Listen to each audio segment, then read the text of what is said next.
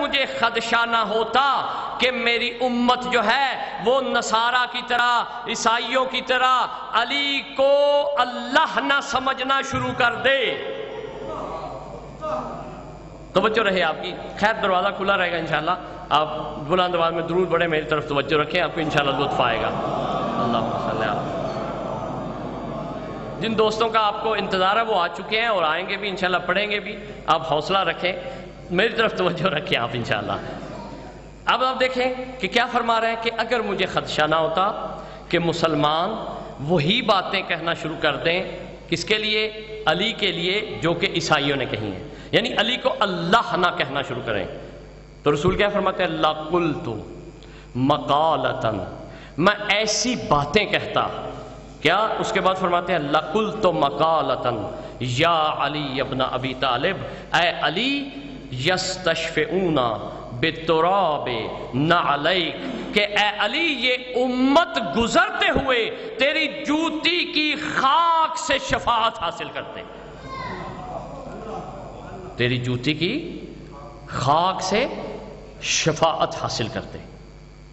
آپ کو پتہ ہے جب عیسیٰ گزرتے تھے تو دور سے ہی ایسے شفاعت حاصل کر لیتے تھے، اس لیے رسول نے یہ فرمایا ہے کہ رسول کو خدشہ تھا، اسی لیے جو فضائل کا تعلق حقائق سے ہے اس میں انسان بہک سکتا ہے، اس کے لیے پہلے تیاری چاہیے، آمادگی چاہیے، کیونکہ جب ہم بیان کرتے ہیں لوگ کہتے ہیں کہ پھر وہ اللہ ہی ہوئے نا،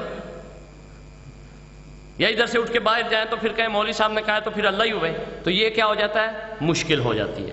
اس لیے عام لوگوں میں اہل بیت نے بھی یہ اپنے فضائل بیان نہیں کیے، سری اور اسراری لوگوں میں یہ فضائل بیان کیے ہیں، اس لیے یہ کم بھی ملتے ہیں، اور ان کے لیے بیان کرنے میں لیے فرمایا تھا کہ جو روات، جو راوی، جو صحابیوں نے ان فضائل کو لیا تھا، کہا تھا کہ یہ ہر جگہ بیان نہ کرنا ایرے گیرے کے پاس، کہ وہ تمہیں کہیں مشرک نہ کہہ دے، تمہیں کہیں کافر نہ کہہ دے، لہذا آپ کی توجہ رہے کہ یہ ایک فضائل کی قسم ہے جو کہ رسول خدا فرما رہے ہیں کہ حقائق۔ اب میں آپ کو عرض کرنے جا رہا ہوں کہ یہ کائنات کیسے بنی۔ اللہ فرماتا ہے رسول کو قرآن میں، ہم نے اوحینا الیک روحاً، کہ ہم نے تمہاری طرف روح کو کیا کیا؟ وحی کیا۔ یہ کون سی روح ہے؟ آپ نے توجہ فرمائی ہے؟ اللہ نے نبی کی طرف روح کو بھیجا۔ یہ کیا روح سے مراد؟ بعض لوگ کہتے ہیں جبرائیل ہے، جبرائیل کا اور جگہ مقام پہ نام ہے کہ ہم نے آپ پہ اس قرآن کو جبرائیل کے ذریعے نازل کیا، وہ اللہ کی آیت موجود ہے۔ اس روح سے کیا مراد ہے؟ توجہ رکھیے گا، مشکل نہیں ہے مجھے کیونکہ آپ بول نہیں رہے، لیکن کچھ نہ کچھ ضرور سمجھیں گے۔ ایک ملک الموت ہے، سب ڈرتے ہیں اس سے، اس کا تذکرہ ابھی نہیں کرنے لگا، ڈریے گا نہیں۔ ایک ہے ملک الموت، ایک ہے ملک الحیات، یہ ذہن میں رکھیے گا۔ ملک الموت کا ہے جس کا روایات میں نام اسرائیل سلام اللہ علیہ ہے، جو روح کو قبض کرتا ہے، روح کو لیتا ہے۔ ایک ہے جو روح کو دیتا ہے، اس کو کہتے ہیں ملک الحیات، روح الحیات۔ یہ توجہ رہے آپ کی، میں ایک بات ثابت کرنے جا رہا ہوں جس کا اکثر لوگ انکار کر دیتے ہیں فضائل کا نہ پتہ ہونے کی وجہ سے۔ توجہ رکھیں، ایک ملک الموت جو روح کو قبض کرے، اور ایک ملک الحیات جو حیات کو بھی روح دے۔ توجہ ہے آپ کی، جو زندگی کو بھی زندگی دے، وہ ہے، وہ کیا ہے؟ قرآن کہتا ہے کہ وہ روح القدس ہے۔ اللہم صلی علی محمد و آل محمد۔ وہ کیا ہے؟ اگر بعد میں دروازہ کھولے کوئی اینٹ وغیرہ آگے رکھ دیں تاکہ وہ دوبارہ جو ہے آ کے نہ لگے اور ڈسٹربنس نہ ہو۔ بلند آواز میں درود پڑھیں اہل بیت کی پاک ذات میں۔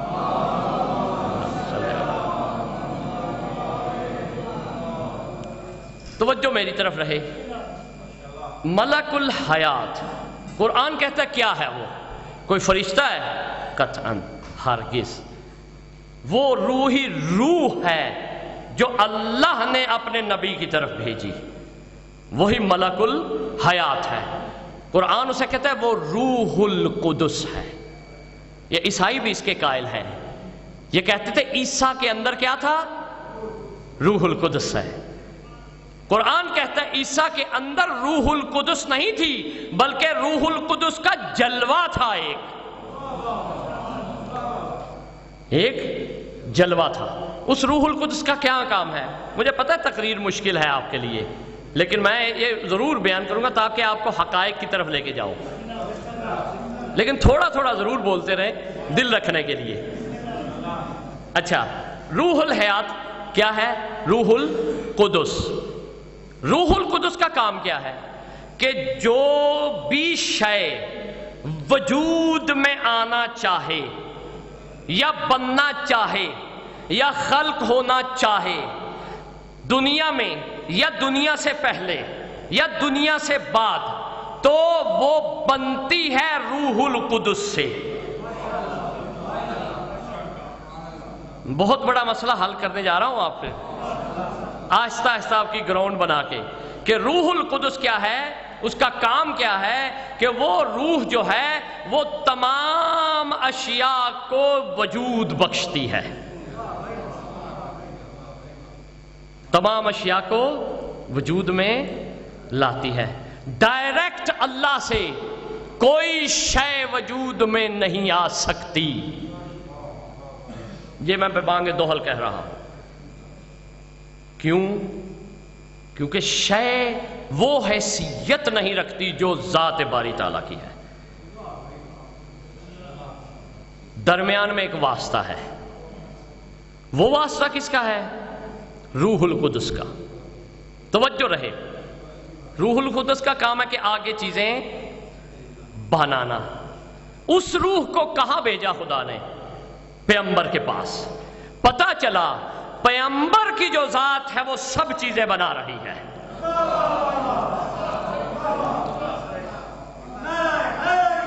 یا علی، یہ آپ کو میں ایک خطبہ ہے، خطبۃ البیان، سنا آپ نے؟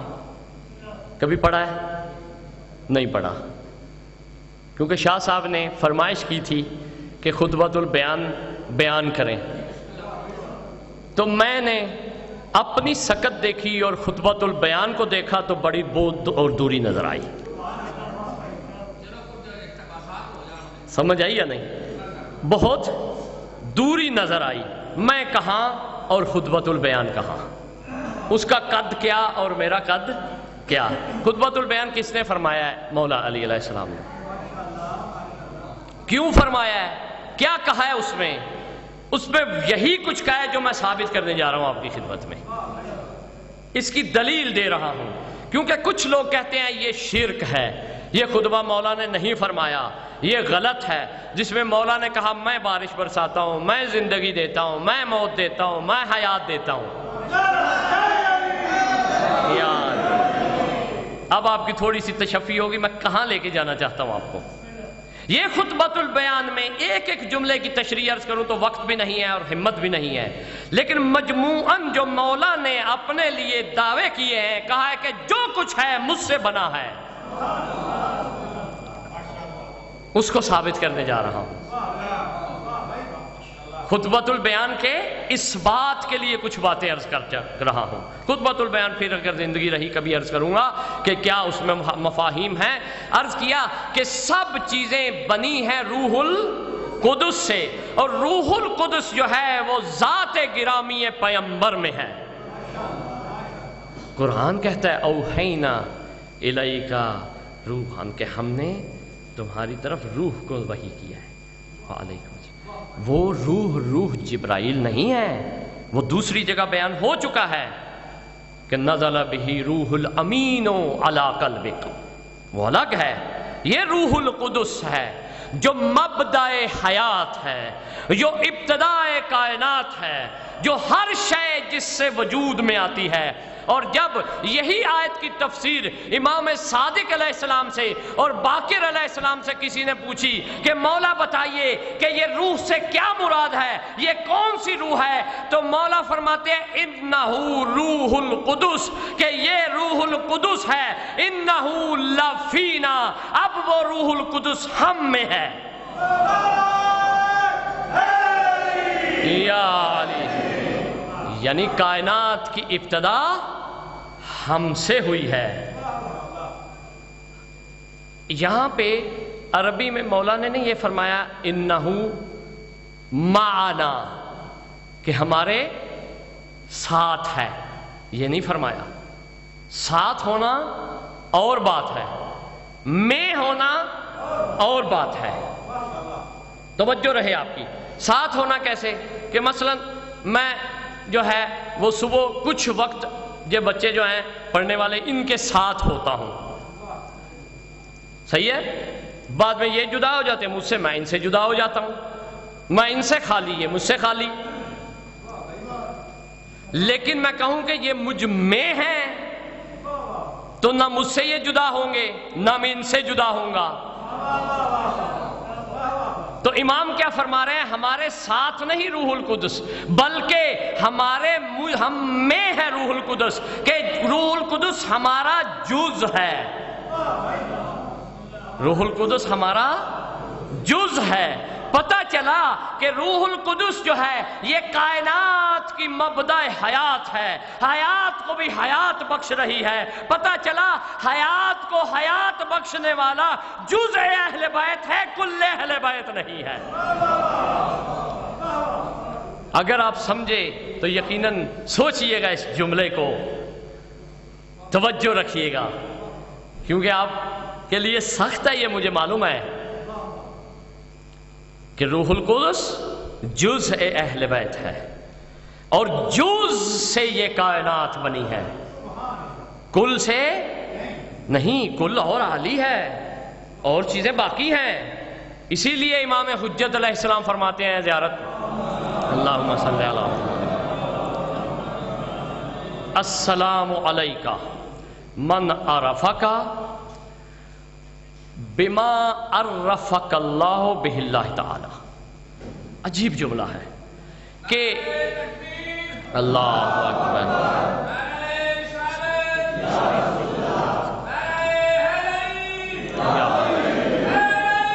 یا اللہ. تو ائمہ نے فرمایا کہ روح القدس ہمارے اندر ہے. اب اگر علی علیہ السلام فرمائیں کہ میں نے حیات دی، میں نے موت دی، میں نے بارش برسائی، میں نے ہوا چلائی، میں نے آندھیاں چلائیں، میں نے آدم کو بچایا، میں نے نوح کو بچایا، میں نے ڈگمگاتی ہوئی کشتی کو بچایا، میں نے ابراہیم کو آگ سے نجات دی، میں نے نمرود کی آگ سے بچایا، میں نے امتحان میں نبیوں کو کامیاب کروایا. یا علی، تو یہ مشکل نہیں ہے، یہ شرک نہیں ہے، یہ کفر نہیں ہے، یہ تضعیف قدرت الہی نہیں ہے. اور اس دن میں نے عرض کیا تھا ایک خطبے میں کہ کچھ لوگ کہتے ہیں کہ اہل بیت وکیل خدا ہیں. وہ وکیل خدا نہیں ہیں، وکیل ایک بہت چھوٹا درجہ ہے. دوسرا جملہ بولتے ہیں کہ وہ شریک خدا ہیں. شریک نہیں، کیونکہ جب شریک بن جائے تو آپ شریک برداشت نہیں کرتے، خدا کیسے برداشت کرے گا؟ شریک تو دشمن ہوتا ہے، دشمن خدا نہیں، نعوذ باللہ. نہ وہ وکیل خدا ہے، نہ وہ شریک خدا ہے، نہ وہ جدا از خدا ہے، نہ وہ خدا ہے. اب آپ کیا پھر کہیں گے؟ اور نہ ہی تضعیف خدا ہے، کہ یہ نہیں کہ اللہ نے ان کو کوئی چیز دی اس کے بعد اللہ فارغ، ایسا بھی نہیں ہے. اگر کوئی ایسا سوچے وہ بھی غلط ہے. اللہ دیتا رہتا ہے، ان کے وجود کی برکت سے، ان کے وجود سے، جو کچھ کائنات میں ہے ان کے وجود حقیقی سے، جو 14 کا ایک وجود ہے۔ جسمانی عالم کی بات نہیں ہے، یہ یاد رکھیں، یہ اس عوالم کی بات ہے کہ ان کی حقیقت سے اللہ سب کچھ جعل کرتا ہے۔ اس لیے علی کہتے ہیں میں